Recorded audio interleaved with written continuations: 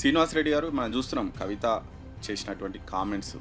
అసలు నిజంగా ఈ కవిత కామెంట్స్ ఈ టీఆర్ఎస్ పార్టీలో జరుగుతున్నటువంటి సంక్షోభానికి ఏంటి కారణం ఏమై ఉండొచ్చు?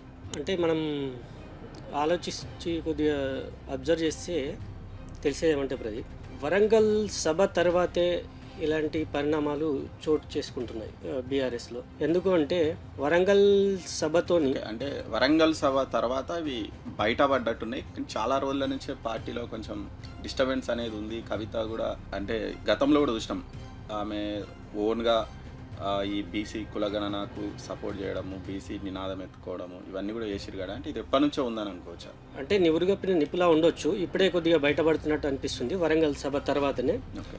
ఎందుకంటే వరంగల్ సభ తర్వాత బీఆర్ఎస్ అధినేత కేసీఆర్ గారు ఒక క్లియర్ మెసేజ్ ఇచ్చినట్టు అయిపోయింది క్యాడర్కు.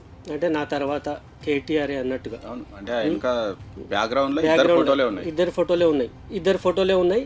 దాంతో పార్టీ క్యాడర్కు, తెలంగాణ సమాజానికి కూడా ఒక క్లియర్ మెసేజ్ ఇచ్చినట్టుగా అర్థమైపోయింది. ఇది కొద్దిగా పార్టీ డిస్టర్బెన్స్ సృష్టిస్తుంది అని తెలుస్తుంది అన్నట్టు.